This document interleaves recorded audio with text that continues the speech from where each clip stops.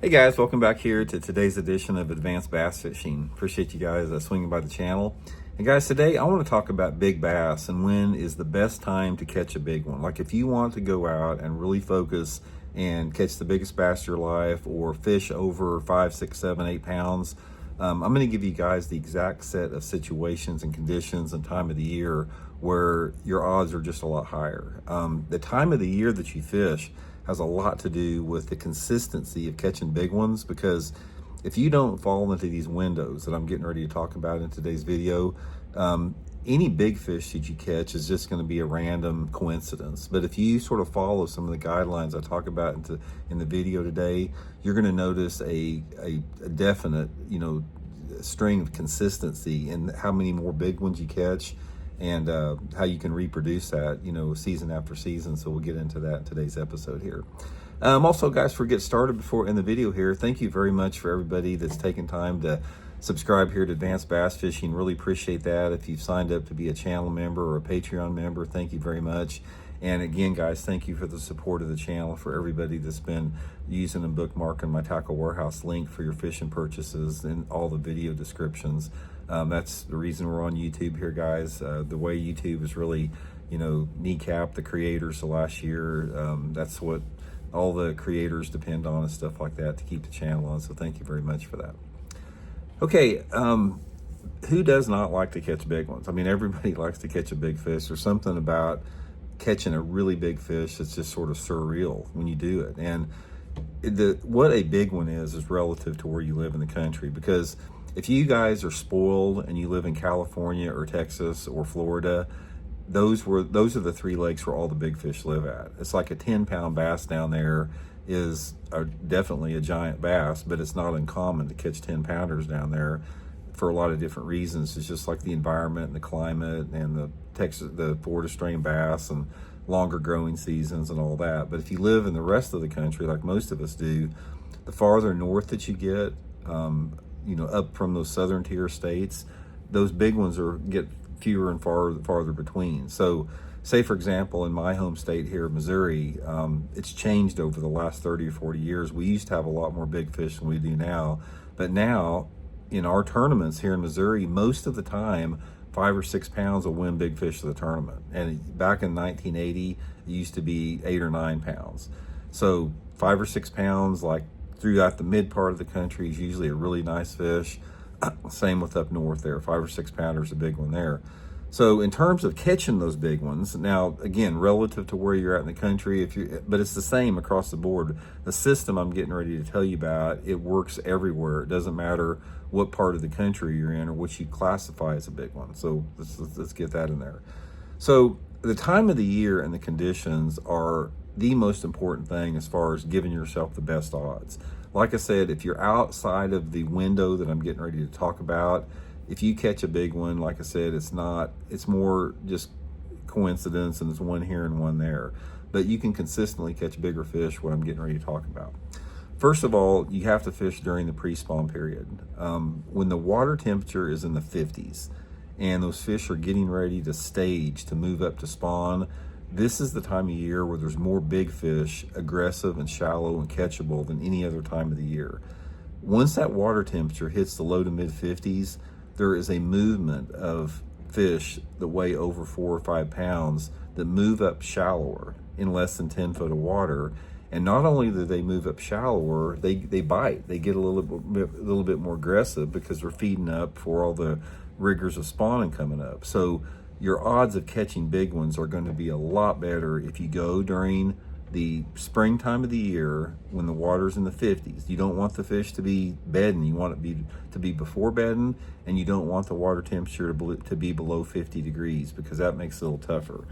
In my opinion, so many of the big ones that I've caught over the years have been when that water's in the mid 50s, sort of like that 53 to 57 degrees. So that's the number one thing to remember, is when you go, time of year. The next thing with that is, like, if you have a choice on what day you can go, let's say, for example, it's the mid part of March and you have the water temperatures, what I'm just talking about here, you have to pick the right day, because big fish will definitely bite better on certain type of days than other type of days. Now, here's the number one day that you want to pick. Like, if you can look in the extended forecast when you're getting ready to go fishing and you can see a day coming up like this, it's worth it to take a day off of work. Your odds of catching big ones go way up. If you have a day like in March or something when that water's 55 degrees in that range, and you've got a cold front approaching, and it doesn't matter how far away, but it's on the way. And prior to those cold fronts coming in, you usually have a southerly or southwesterly airflow. That's number one, very important. Number two, you need a steady or a falling barometric pressure along with that. And number three, you need a combination of some clouds and some wind and humidity in the air. So if you get one of those days out there that, like I said, it's the temperature is normal or above normal, you got like a 15-mile-an-hour warm south or southwest wind, you got clouds moving in, overcast is even better, 15-mile-an-hour wind with the overcast skies, temperature still warm, that is perfect right there. That is going to activate those big fish. So if you get those weather conditions in correlation with that water temperature being in the mid-50s, you have positioned yourself perfectly for those big fish to bite and get aggressive. Okay, now once you do get those conditions, you got to put yourself where those big fish live at. And this, I know this is relative to the structure that you have on your lake, but you have got to fish those pre-spawn staging areas. If you're in a grass lake, say for example, like Lake Gunnersville or any type of a grass lake, those staging areas are going to be anywhere where you have some type of a grass edge or a flat close to a creek channel or river channel that's in proximity to some type of a spawning cove or bay nearby. So a perfect scenario would be like a grass covered flat in front of a spawning cove that has some deep water next to it. That's perfect for grass fishing. If you're in a lake like I fish where you have rock and wood, channel banks and secondary points are going to be your biggest, big fish areas. Those fish, the bigger fish, love to get on those channel banks leading up to those secondary points. So say for example, you have a spawning cove halfway back in the creek, and if you come out of that spawning cove, you got a nice little point right there on this entrance to the spawning cove. And then if you go back out on the main lake, down the bank from that point, you got a steeper rocky bank, like a channel swing type bank. Those fish will stage on that secondary point and on those channel swing banks before they move up into that spawning cove nearby, and that's a perfect scenario to catch them on. The next thing, you have to have the right type of a bait to catch big ones. Once that water temperature is in the mid-50s, your number one lure for catching a big fish in those conditions that I'm just talking about, it doesn't matter if you're in a grass lake or a rock lake, is a big spinnerbait. A 3/4 ounce spinnerbait with like a number 6 or number 7 willow leaf blade on it with a plastic trailer on it. A big, large profile spinnerbait is your number one big fish lure in those conditions that I just described to you. Slow roll it, try to keep it close to the bottom. Doesn't matter if you're on rock or wood, just slow roll it, keeping it close to the bottom. That's going to be your number one consistent big bass producer. The second one is going to be a chatterbait. Same type of deal, slow rolling that chatterbait just off the bottom is going to be a good way to catch them. A full-size jig is another good bait to catch them on that type of a thing. And then, the possibility of still with an Alabama rig, under some situations, Alabama rigs will catch big ones.